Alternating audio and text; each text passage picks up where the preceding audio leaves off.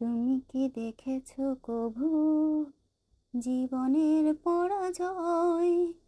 দুঃখের দহনে করুণ রোদনে তিলে তিলে তার ক্ষয়, তিলে তিলে তার ক্ষয়।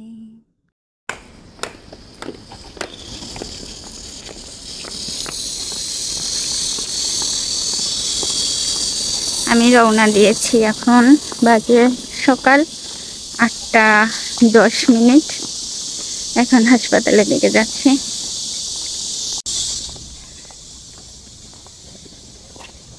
হ্যালো সবাই, কেমন আছেন? আমি কলিকল্পনা, সাউথ কোরিয়া থেকে। তো আজকের ব্লগে থাকবে, আরে ভাই আমি এত মিল্ক কিনি বাজার থেকে, জিও সেই মিল্কগুলা খায় না, ফেলাই দেয় না, মানে ওইভাবেই থাকে ফ্রিজে। তারপরে আর কি কি করছি আপনাদের সঙ্গে আজকে একটু শেয়ার করি। জিওর জন্য মিল্ক কেনা হয়, জিও খায় না। দেখেন অবস্থা, দেখেন ভরা। আমি শুধু দেখাই এক একটা করে খুইলা, মানে ফ্রিজ ভরে গেছে। আমি জানি না এগুলো নষ্ট হয়েছে কিনা, দেখেন দিনে ফ্রিজ ছিটতেছে, ফ্রিজ ভরে গেছে। আরো এক বোতল ভরা রয়েছে, ফুল এক বোতল নতুন ধরা রয়েছে, সে খায় না। ভরা দেখেন কতগুলা। হ্যাঁ ফ্রিজ থেকে বের করছি, দেখেন অবস্থা, দেখেন শুধু দেখবেন।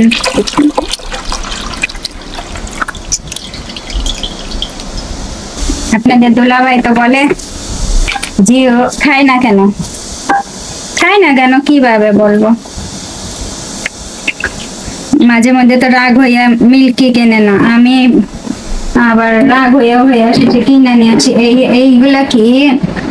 হ্যাঁ, আর আমি তো এমনি মিল্ক খাইতে পছন্দ করি না, ছোটবেলা থেকে আমি মিল্ক পছন্দ করি না, একেবারে না।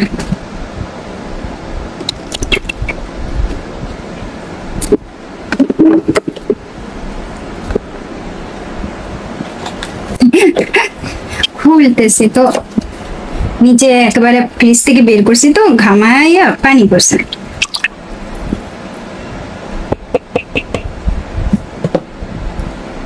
এইটা একেবারেই নতুন, দেখছেন, একেবারেই নতুন।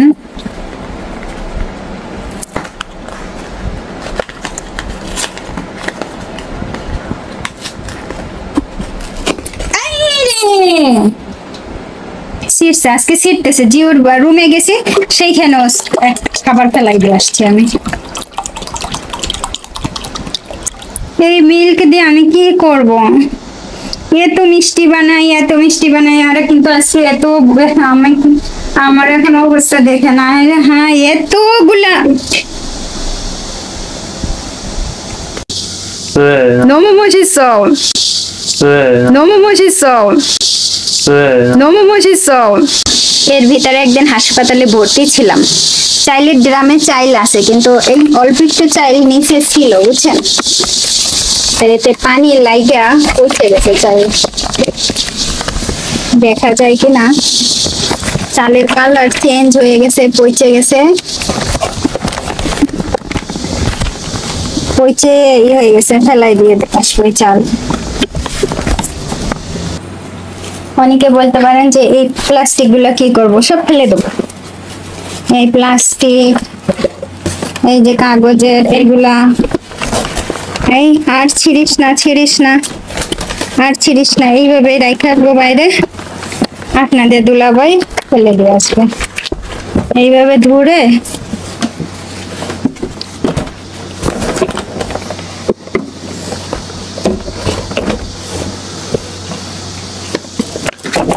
আমি হাতে লাগর পাইতেছি না, দিয়ে আসবো বাইরে, ফেলাইতে আসবো। থালা বাসন ধোবো এখন।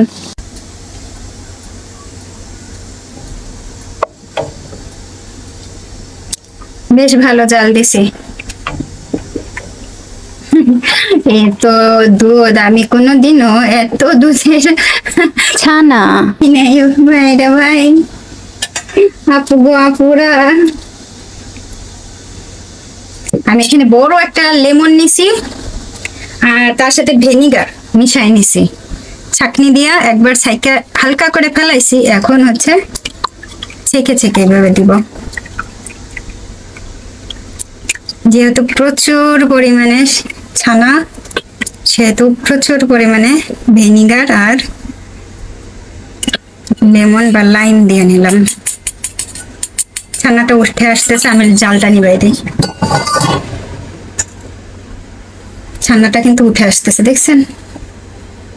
হালকা ভাবে এইভাবে যদি একটা নাড়া দেন, সেই যে চামচটা শুধুমাত্র একটু কেটে কেটে দেওয়া, কালারটা চলে আসতেছে, ছানার কালার। থাকে যাবে, ছানা হোক।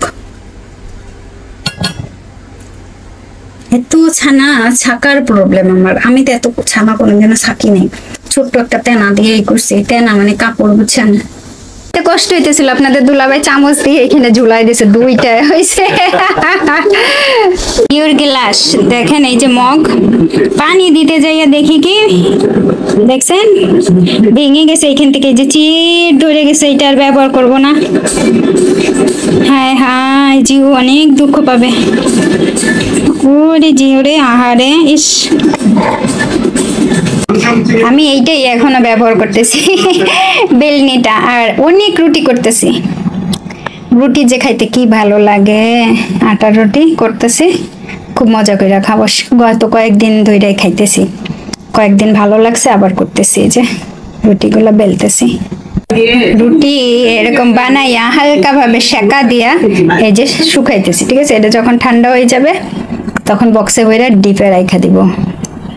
এটা কবে থেকে, 1998 থেকে এইভাবে রুটি বানায় আমার বড় আপা। এটা আমাকে আমাকে মানে কি আমাদের বাড়িতে এটা করছে, যে এইভাবে করলে পরে রুটি বহু দিন থাকে। 1998-তে, বুঝেন? তখন বড় আপা আমাদেরকে শিখাইছে।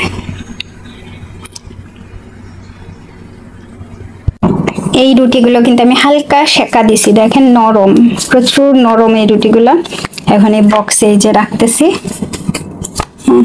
এই যে এটার ভিতরে ছিল 3টা, ঠান্ডা হয়ে গেছে, ফুল ঠান্ডা, একেবারে ঠান্ডা। তো এখন এই রুটিগুলো আমি ডিপে রেখে দেবো, বহুত দিন ভালো থাকবে। হ্যাঁ, আমি অনেক দিন খাইতে পারবো এই রুটি, অনেক দিন। আর বিশ্বাস করবেন কিনা জানি না, আমি রুটি তৈরি করলে আমাদের ঘরে সবাই পছন্দ করে, আপনাদের দুলাভাই, জিউ, সব রুটি। রুটি, আজকের রুটি। এই বক্সটা 150 টাকা দিয়ে কিনছি, গল্লামারি থেকে, খুলনা।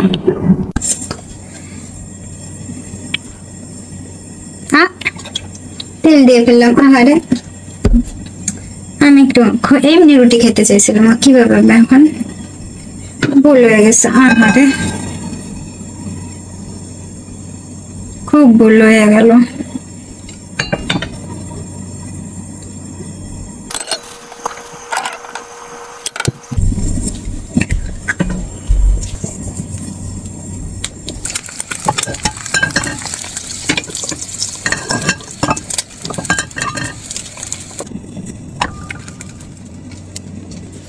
রুটি খেয়ে চলে গেছিলাম, বুঝছেন? এই রুটিগুলো যে এত নরম হয়, তো চলে গেছিলাম।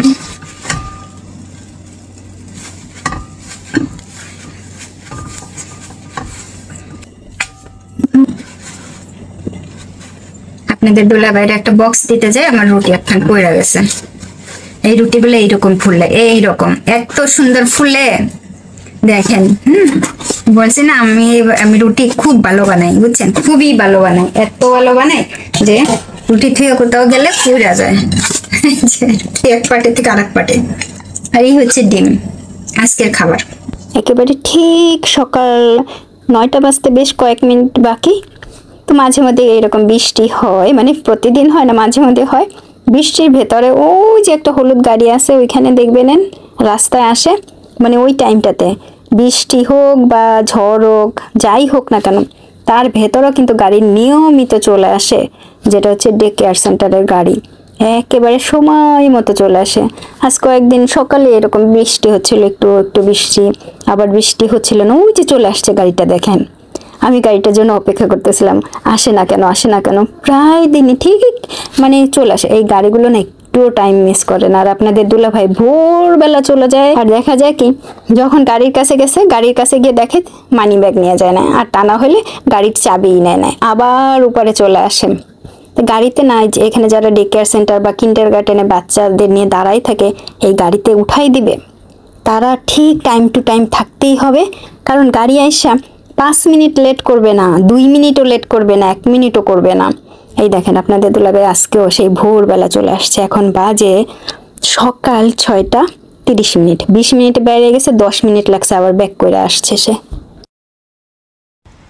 আমার আমার মনে হইতেছে মাথা ঘুরে পড়ে যাব, হাঁটতে পারতেছি না।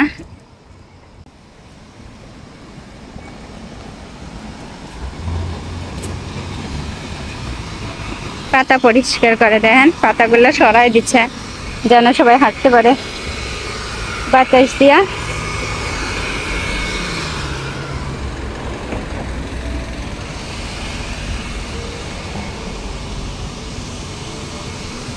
আজকে আগস্টের 28 তারিখ। ক্লান্ত, প্রচুর ক্লান্ত, হাসপাতালে যাইতে যাইতে ক্লান্ত।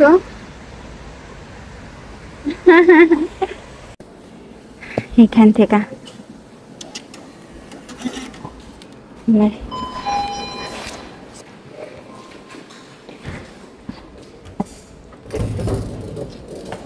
আমি গতবার এলিভেটরে করে গেছি, আজকে আর ভুল করব না।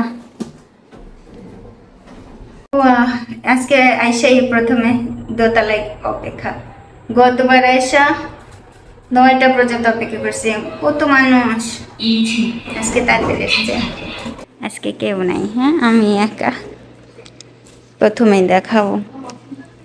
এখন বসে বসে অপেক্ষা 9টা পর্যন্ত। এখন বাজে কটা, তাড়াতাড়ি আসছে 8টা20-এর মতো মনে হয়, এখন না 8টা25।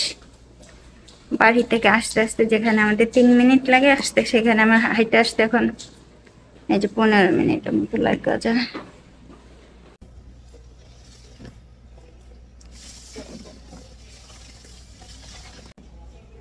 নয়টা থেকে ডক্টর দেখার কথা, এখন বাজে 9টা 8 মিনিট। অপেক্ষা করতেছি, ডক্টর এখনো আসে না। কোরিয়ানরাও এরকম দেরি করে, যদি অন্য জায়গায় রোগী থেকে থাকে সকালবেলা বা আসতে একটু লেট হয়। 9টা 18 বাজে, এখন আসছে ডক্টর। এমন যদি হতো আমি পাখির মতো উড়ে উড়ে বেড়াই সারাক্ষণ, এমন যদি হতো আমি পাখির মতো উড়ে উড়ে বেড়াই চোখের নিচে দাগ পড়ে গেছে।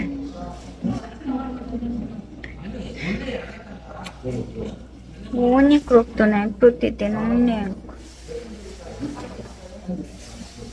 মনে হয় যেন এত কাগজপত্র, এত কাগজপত্র। আমার অবস্থা কেউ বুঝেন। এইখান থেকে আবার একটা লিখিত দিছে যে ওষুধ দিছে আবারও 1 সপ্তাহ, তারপরে আবার একটা লিখিত দিছে যে অপারেশনের ডেট ফিক্সড করতে পারে, দিতে পারে, কিন্তু অপারেশনের পরে আবারও আমাকে রক্ত পরীক্ষা করতে হবে। আমি এখন যাবো বাড়ি, না এখন টাকা পেমেন্ট করবো, তারপর বাড়ি যাবো।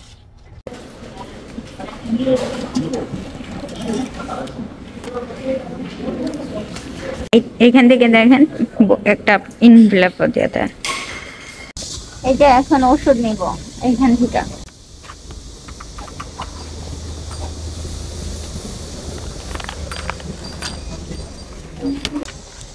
এই যে ওষুধ নিলাম, 1 সপ্তাহের ওষুধ দিছে, সকাল বিকাল রাত, না সকাল দুপুর রাত।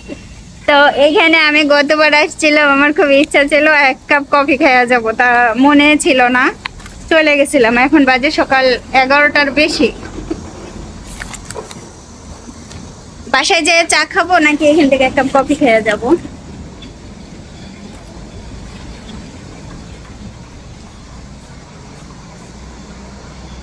এই যে এখান থেকে একটা কফি আর তার নাহলে একটা ড্রিঙ্কস, যে কোনো একটা। এই যে যেগুলো দেখতেছেন এগুলোকে বলা হয় কোরিয়াতে জাফানগি, আর ইংলিশে যদি হয় সেটা হচ্ছে ভেন্ডিং মেশিন। তো এইখানে পয়সা দিলে কোরিয়ান 500 পয়সা আমি ওইখানে একটা পয়েন্টে দিছি, তারপরে এইভাবে কফি নামে। যদি আপনি কোনো ড্রিঙ্কস নেন তো ওই পাশ থেকে নিতে পারবেন। এইখান থেকে আপনি কিন্তু আইস কফিও নিতে পারবেন, মানে আপনার যেরকম ইচ্ছা। কফিটা নিয়ে যে বাইরে আসছি, যে ব্রাউন কালারে যেটা দেখাইলাম ওইটা হচ্ছে জিওর স্কুল। একেবারে স্কুলের পাশে দাঁড়ান। আমি মাস্ক একটু খোলা লই, মানে মাস্ক এমনি থাকলে তো খাইতে পারবো না। তা খুব ভালো লাগতেছিল। সকাল থেকে আমি কিচ্ছু খাই নাই, সকালে না খেয়ে গেছি, কারণ কয়টা পরীক্ষা হবে কে জানে। এই যে আমি কফি নিয়েছি, নিয়ে এখন খাইতে খাইতে বাড়ি যাইতেছি। ওই যে জিওর স্কুল, ওই যে জিওর স্কুল, ওই যে ব্রাউন কালারের যে বিল্ডিং ওইটা হচ্ছে জিওর স্কুল, তার পাশে হচ্ছে হাসপাতাল। এখন এই যে আমি খেতে খেতে যাইতেছি। ওর স্কুলটা দেখাই দিলাম, ভল্টুর স্কুল, ভল্টু স্কুলে।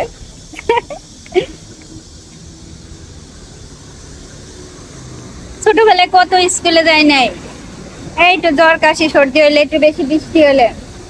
আর কোরিয়াতে ঝড় বৃষ্টি যাই হোক না কেন স্কুলে যাবে। আর অসুখ হইলে পরে পারমিশন নিবে, ডক্টরের লাগবে, কাগজপত্র লাগবে। এই যে এইখানের একটা 2 তলা, এই যে ঘরটা দেখতেছেন, এইখানে সেকেন্ড হ্যান্ড জিনিসপত্র ঘরের, ধরেন চেয়ার টেবিল বা ওই যে আছে না থালা বাসন, এইগুলো না বিক্রি করে। আমার খুব ইচ্ছা আছে একবার যাবো, যাইয়া দেখবো। এখন যাব, যাইয়া দেখে আসবো। না আমি দোতলায় উঠতে পারবো না, এখানে খুব সম্ভবত সিঁড়ি দেওয়া আছে। এই ঘরগুলো সাধারণত সিঁড়ি দেওয়া থাকে। এদিকে বাঁশ কেটে ফেলছে, এখান থেকে বাঁশ ঝাড়ছিল অনেক, কেটে ফেলছে। বাঁশের কোরল কি এখন হয় না এই সময়? হয়েছে তো, ওই যে একটা আছে, একটু এখানে পানি জমছে, আবার কি ফেলাইছে হাতেরা। দেখবো বাঁশের কোরল, বাঁশ কেটে ফেলছে তো ছোট ছোট কোরল হইতেছে। আবার ওই যে ছোট ছোট দেখা যায়। আমার বাঁশের কোরল খাইতে ইচ্ছা করে। ওই দিক দিয়েও আছে মনে হয়, খুঁজলে পাওয়া যাবে। আমার তো গ্লাভস নিয়ে আসি নাই, গ্লাভস নিয়ে আসা লাগবে বাঁশের কোরল খাইতে হইলে। তারপরে বিফ কেনা লাগবে, বিফ দিয়ে মজা লাগে। এইখানেও ছোট্ট ছোট্ট কোরল হয়ে এই যে বড় হয়ে গেছে, এই ছোট্ট ছোট্ট হইতেছে একটু একটু করে। আমি কি ইন্টারনেট থেকে একবার কোরল কিনবো বলেন তো? ইন্টারনেটে তো কোরল আছে অনেক। ওই বুঝেন না, এইখান থেকে নিলে তো ফ্রিতে কোরলটা নিতে পারে, আর ইন্টারনেট থেকে তো কিনে খাইতে হবে। টেহা লস না, মানে খাবো আমি, লস দেয়া। কোরিয়াতে প্রায় জায়গার গাছে গাছে এই ধরনের এগুলা দেখা যায়, বুঝছেন? বাইরে ভাই ভরা এখানে। আমি তো মাঝে মধ্যে ওর জন্য আপনাদের দুলাভাই বলে গ্রামের দিকে যে যাই, একটু জমি টমি দেখতে যাই, গাছ লাগানোর জন্য চেষ্টা করতেছি, গাছ লাগাবো। এই ধরনের পোকা বেশি হয় সবচাইতে। আমি রাস্তা দিয়ে হাঁটি, গাছের নিচ দিয়ে না হাঁটি, গাছের নিচ দিয়ে হাঁটবো না, এই রাস্তা দিয়ে হাঁটি। ওরে বাইরে বাইরে